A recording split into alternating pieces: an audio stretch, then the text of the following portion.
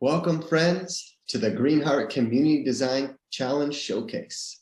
My name is Kevin Anderson, ECO2school Program Coordinator with Daily Acts. ECO2school inspires students to be the change through trauma-informed climate education, leadership development, and authentic engagement in community and civic projects. I'm here with my colleague, Nichole Warwick. Hi, Kevin. Hi, everyone. I am Nichole Warwick, a Leadership Institute Programs Manager at Daily Acts, where we inspire people to be the change by reclaiming the power of our everyday actions towards creating a regenerative, resilient, and more just world. We teach leadership development through a three-pillar framework focused on personal leadership, civic engagement, and collective power. ECO2school is our youth climate leadership program. And I am honored to be here with you today, Kevin, to present these extraordinary young people and their designs for a climate smart community. I'm honored to be here with you as well, Nichole, and all of you.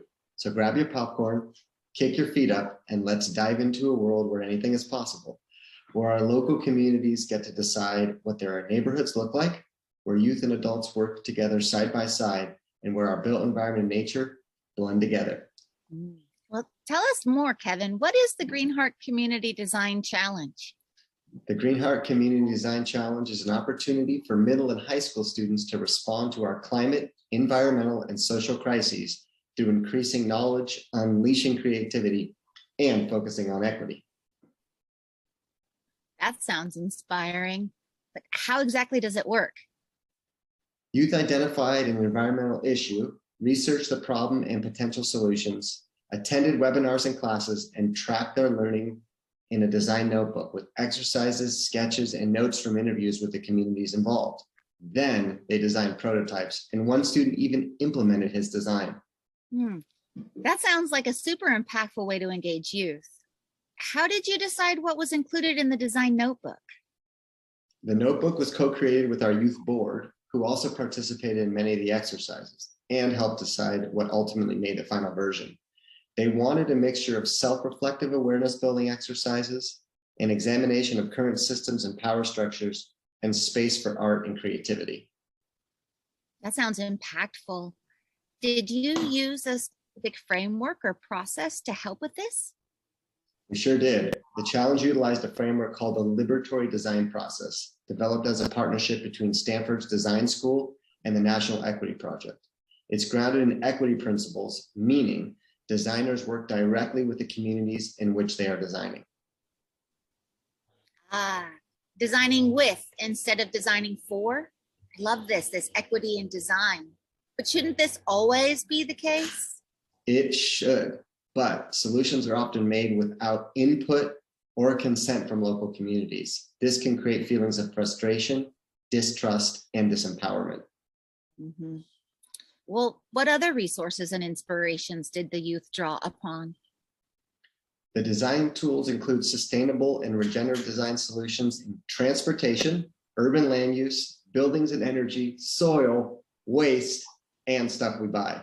We researched a lot of different sources in the selection project, from Project Drawdown at the international level, the California Air Resources Board at the state level, to local activist groups working on the problem right here in Sonoma County.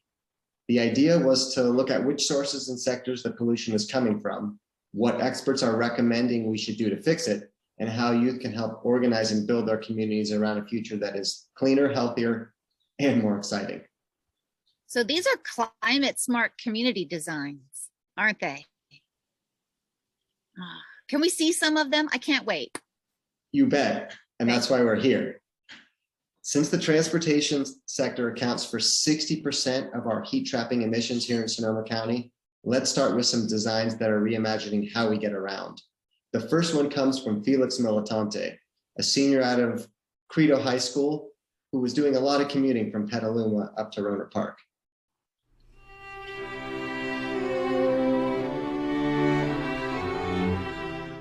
I basically decided to design my own bike repair station, which is basically a public use bike stand complete with some tools. And originally I wanted to install it at COTS, a homeless shelter, but due to COVID, I couldn't do that. I actually was able to install it at my school.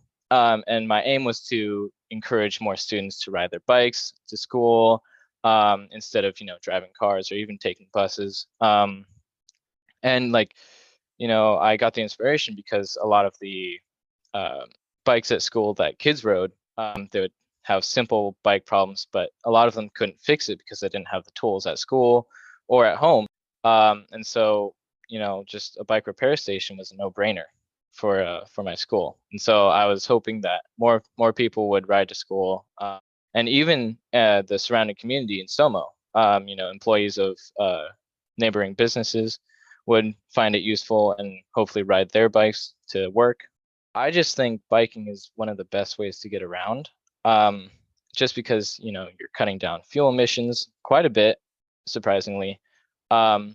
And it's actually very healthy for you because you're getting exercise, all that kind of stuff. I don't know. I just think it's a great way to get around. And I want to encourage more people to do that. On a deeper level, as I mentioned earlier, that I wanted to install at COTS, a homeless shelter. And the reason why for that was so that homeless people could actually fix their bikes, because homeless people, bikes are almost all that they have to get around. And a lot of these people are actually using bikes for, getting to part-time jobs and trying to start a new life for themselves. Using bikes actually provides you with more independence as well. And I mean, you can go anywhere, basically, even if you don't have a driver's license. Getting your bike and getting out there, that grants you tons of independence. I really want to provide homeless people with the opportunities that they needed, that bikes brought for them, to actually start a new life and get a new life. And I just thought that the bike repair station was kind of the best way to do that. That is such an amazing design. I really appreciate how the designs were so clear that they could be replicable by anyone, and that he just cut through the red tape and implemented his design. Agreed with you there, Nichole. Although the challenge did not require implementation, Felix took this project a big step further. And hopefully this will be an example for others, especially school administrators, to approve these types of projects throughout Sonoma County and beyond. This was a great example of cutting red tape, going directly to the people that can make the decisions, and of course, the determination to carry it through. I'm going to go try out that repair stand the next time I'm down in Roanoke Park. Yeah, that's awesome. The determination, I love that. What's next? Well, sticking with reimagining our transportation routes, a few design groups from Roseland University Prep came up with some incredible ideas on how Roseland can be transit, bicycle, and pedestrian friendly. And they created recommendations for future development in Roseland, Santa Rosa, and beyond. Daniel Garcia, Emily Rodriguez, Logan Hara, Diana Aparicio, Edwin Gomez, Jose Loyola, Chelly Martinez, Anaí Figueroa Villanueva, John Figueroa Villanueva, Francisco de la Luz, and Andres Cordero did a fantastic job of bringing together Roseland behind authentic community development.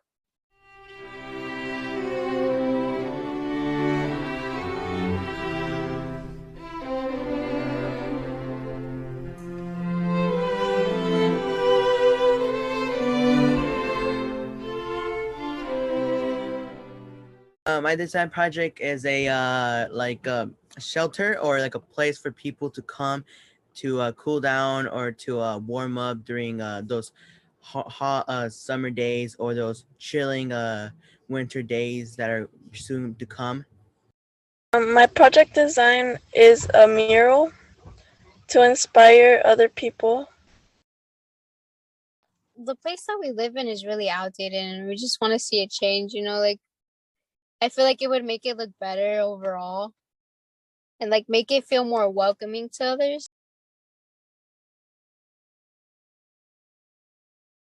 My design project is a shelter, or like a place for people to come to cool down or to warm up during those hot summer days, or those chilling winter days that are soon to come.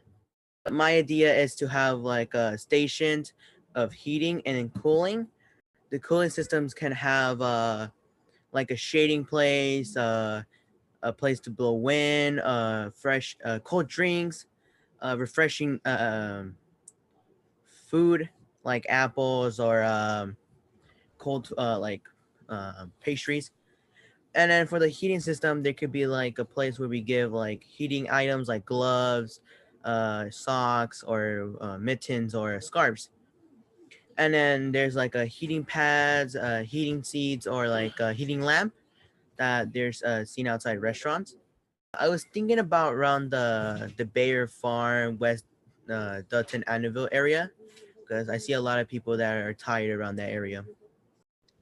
I think it'll matter because it'll give more options for people, like because people don't want to go walk or bike or take the bus in hot days or cold days because it will be too cold or too hot for them to just do the extra mile.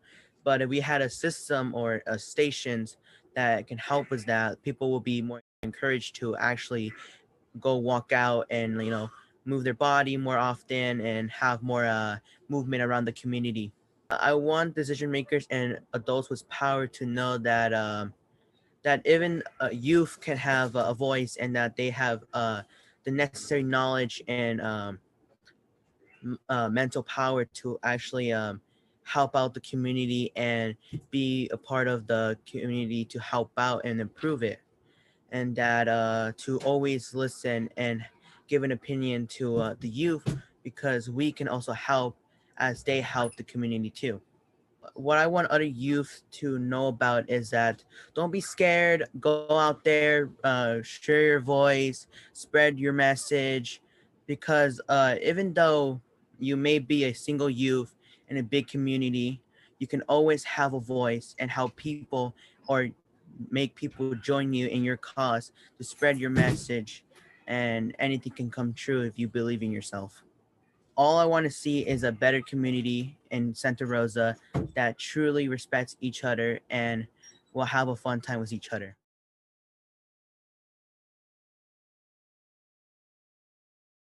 My project design is a mural to inspire other people. A mural would inspire the community to interact with one another, like talk about the mural and like what it is about and what they feel about it. This matters to me because a lot of people don't interact that much anymore because of quarantine. And it's important that different people talk about their community and what's going on in their community. Uh, it would mean that we are all seen as one, and that the bigger kids or the adults can help the younger kids and inspire younger people.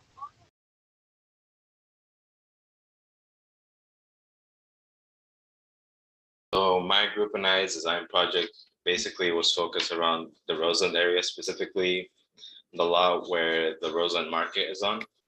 So since we found out through Kevin that a new development is being made there, where basically it's going to be like a market area for the public. So my group and I decided that, well, we want to like make like a very detailed list of things that we would want to see there, especially like just to make the Roseland community a lot more welcoming.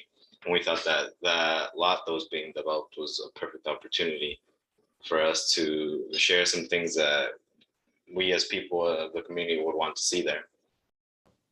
Well, it matters to me, especially because here in the Roseland area, like it doesn't feel very welcoming. Like you go out on the street, like, yeah, there's always a lot of people there and that's really great. But like when it starts getting later in the evening, like it's very dark and like it feels kind of menacing almost, you'd say, like to an outsider that hasn't lived here before. It like you'd almost be scared to go on the streets, like if there wasn't like so many other people out. So our project's objective was to try and inspire people to be part of the solution, which was clean power. We plan to educate the population, or in this case, our community of Roseland, about the organization we partnered up with, Sonoma Clean Power. This act is very important because we as people need to pay more attention to what we are doing to benefit our environment. We need to take a close look on the effects of climate change. To conclude, we need to use clean energy to help keep our environment clean and healthy.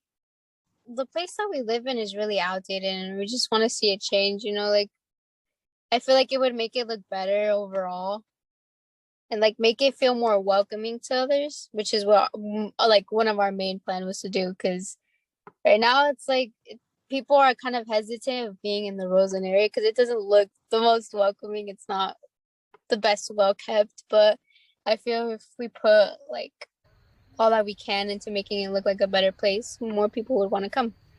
We too have a voice. I feel like they should ask us and be more willing to take opinions even from minors as myself. Like we have a lot to say too and a lot of ideas that would honestly probably benefit them. This project is so inspiring to me. We saw something very special come out of Roseland University Prep Designs. While each of the designs are unique, they all focus on bringing their community together in one particular neighborhood, and all of their designs inherently complemented each other. So we saw an opportunity to bring these 3 different group submissions together to help unify their vision and to co-create something really empowering for their community. We partnered with designer and fabrication artist Jefferson Howery of Metalworks to help us support the youth in expressing how their design ideas could become a reality in their community. Wow. I love that these youth are considering what their community truly means to them. They've really thought about how they can portray the stories through art, colors, symbols, values, a thoughtful representation of who their community is and what they stand for. There's so much beauty and richness in our cultures, and it's so beautiful to see the youth wanting their climate smart designs to also express their cultural heritage and their values. I'm loving these projects. Yeah, what started as a community microgrid project quickly escalated into a set of recommendations and project suggestions on what youth would like to see in their neighborhoods, and talk about a future vision, a set of policy suggestions for all our cities, particularly the focus on neighborhood and community placemaking opportunities. It is a shining example of both bottom-up grassroots organizing with top-down policy changes. I hear you, and shout out to our policy change agents out there. Are you listening? Our youth have some great ideas. Let's bring them into the fold and give them a place at the table with us when we're making decisions about our future communities. I love this push. Yeah, so great, Kevin. It creates this sense of buy-in, a sense of empowerment and ownership of place. It's brilliant. Absolutely. Let's build momentum and provide additional support for more people experiencing how amazing these things will be with less traffic, more space designed for human interaction and celebration. I feel like celebrating just this. It's been a really challenging year, but to know that these designs came out of this year, I'm celebrating. How y'all doing? Are you feeling inspired too? All right, let's stick with more space for human interaction. Tell us about Carissa Konechny's community energy space. Yeah, speaking of spaces for people to thrive along with renewable energy, Carissa Konechny out of Orchard View High School in Sebastopol created something truly special here with a community energy space, bringing together multiple sectors.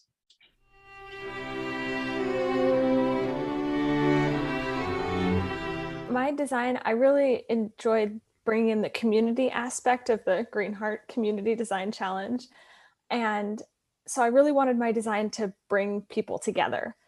The ultimate goal of my project is to bring community and environmental action together. I picked the topic and issue of energy production and how fossil fuels used to produce this energy harm the environment, because I know that there are so many wonderful energy alternatives like wind, water, solar, even human-powered energy that can be used instead and are much better for the planet.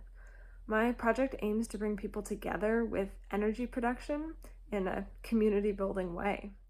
So I like to call my project the Community Energy Space.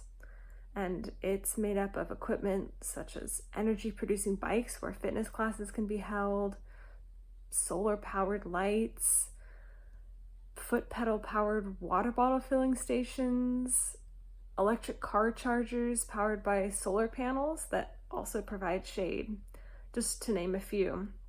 I'm even hoping to incorporate a non-fossil fuel powered stage setup so community can bring in any community building events such as live concerts or plays or anything that we come up with. And any leftover energy will be given to local businesses to help them reduce their carbon footprint.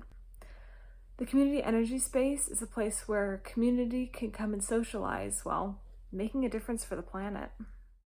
Youth have a lot of energy and passion, and I could see them really embracing this project and bringing it to levels that I haven't even thought of yet, because bringing all those different ideas together is really, I think, important for this design to work.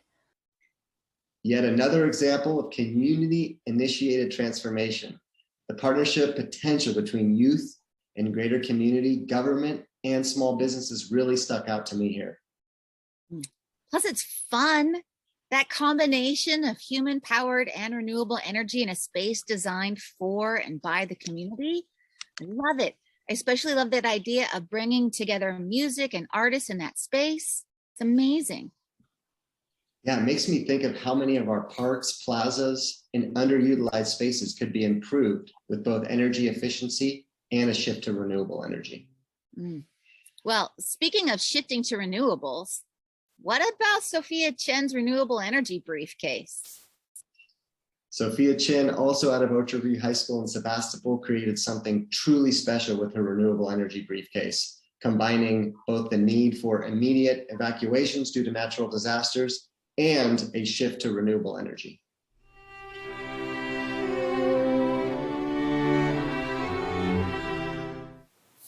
Hello, I'm Sophia, and this is my project, Briefcase of Eco Energy. It is an open source website of instructions for how to create your own portable renewable energy kit. Some of my goals for this project was to create a solution that had renewable energy that was both portable and modular and was low cost. For my prototype, I was able to use 100% recycled and repurposed parts. Some of the uses for this project is emergency evacuations, education, camping, and power outages. Here are some different customizations that I designed for wildfire evacuation, education, and camping. Educational uses could be for like a teacher want to teach about different types of energy, or even a science fair project. Here are some costs of existing products that are on the market, and here are my inspirations for this project. On this page there is tutorials that I've made for a solar generator and a wildfire evacuation box. There is a shopping list of possible parts that you can use and an evacuation pack list here. Here is some more, a YouTube playlist of more tutorials that can give you ideas for some other customizations. Lastly, here is a forum for sharing your designs and ideas, as well as asking for any questions. Thank you. I was really inspired by microgrids, but they seemed a little daunting and like quite a big investment. So I wanted to find a way to scale it down into a project that I could do and finish, and as well as try to find a way to make it more affordable. What excites me about microgrids is that, it is a huge help to reduce everyone's carbon footprint with microgrids, and especially with wildfires and power outages. Microgrids and renewable energy can really help keep everyone with power. I think that's pretty important, especially during that kind of times.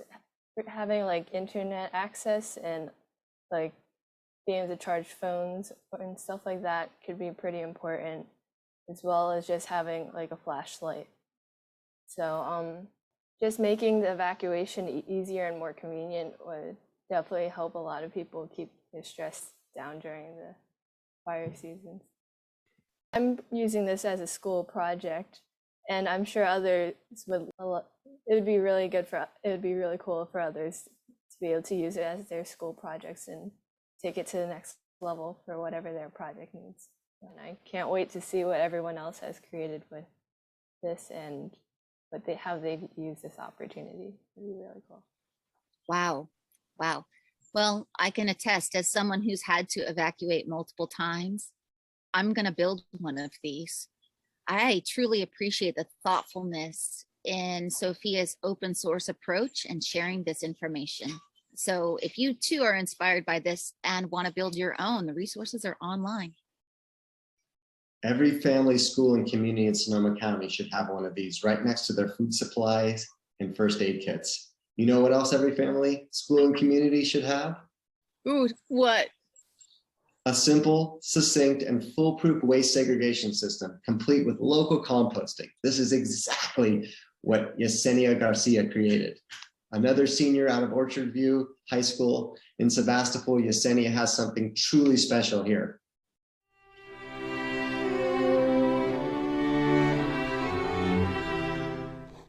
A zero waste lifestyle is not compatible nor attainable for most people. It requires a great deal of time, money, and effort that a lot of us just don't have. And it creates a daunting narrative of perfection for anybody wanting to transition to a more sustainable lifestyle. I want to break down this narrative of perfection because what we need is not a few perfect people, but a lot of people taking small steps for themselves and the planet. That's why I've created a system to help you reduce your waste, specifically tailored to households, schools, and businesses. It gives you the chance to look at what you throw away, how much of, and where it comes from, as well as set goals to reduce it. You get to work together as a unit and find innovative ways to do something good for the planet. Well, I mean, there's the entire climate change factor where, our world is literally dying and we're going down with it and we're creating the problem, but it's also kind of an ethical and moral thing of taking care of this planet and really being good to it and honoring it because it gives us so much. Yeah, I really love making change and creating solutions to stuff, and there are a lot of areas in which that's necessary, but plastic is the biggest area where it just feels so unnecessary that we have it, and so unnecessary that these processes keep continuing because there are so many better ways and other resources that we have to create better systems that are more sustainable and more ethical and will better our environment as well as our society. I'd say what was most impactful to me is just the entire process. Going through and seeing your design through it all is really inspiring. It's really empowering to somebody who is so young and hasn't, done anything this big ever. And it means a lot because I came into this, thinking if you get it done, that's great. If you don't, that's okay. You've taken on so much this year. It's a big project. So if you don't finish it, that's cool. But I did, and I was just like, wow, I really took my own time and my own volition outside of school to apply all this effort to this project that I'm now really proud of. And I think that was just the most gratifying thing ever, especially as a youth who, generally you don't get these platforms to take on things like this. I appreciate how Jess offered pathways for schools, homes, and businesses. Me too. The youth are fired up about reducing waste and consumption. Cutting plastic, trash, and food waste is something that Jess feels very passionate about. And how cool would it be to have composting done locally in schools, in our homes, at all of our businesses here in Sonoma County? Why not keep our nutrients in our soils and keep true to our agricultural roots? A true win-win for everyone. Well, we'll see the long-term effects of this. I am proud to announce that Jess is going to join us as one of our youngest students ever at the Leadership Institute for Just and Resilient Communities. Wow, Kevin. Oh, everyone. I don't know about you, but I am feeling so inspired and extraordinarily impressed by the creative ways our young people are reimagining our communities.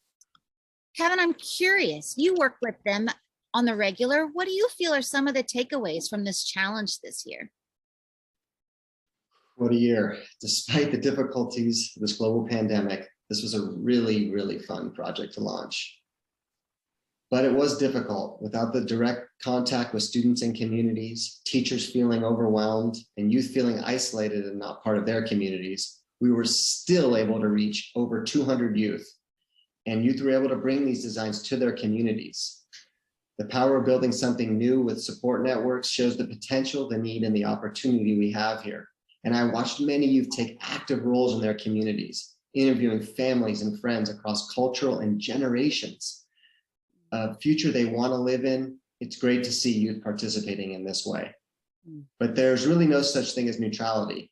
So importance of participating, of claiming your voice and organizing, and doing it in a way that's fun was something that I really took away from this year.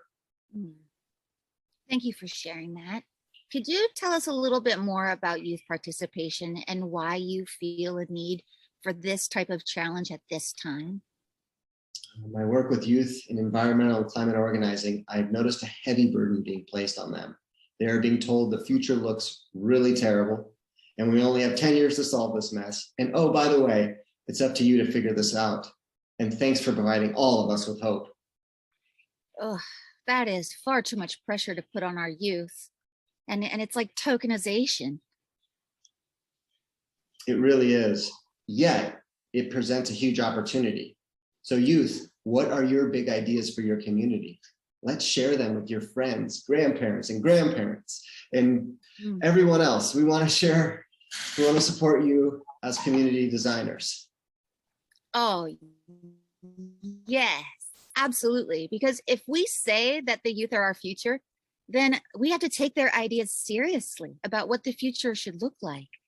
These youth-created climate-smart designs will impact decision-making by city councils, neighborhood groups, city general planning, future developments, and regional planning strategies.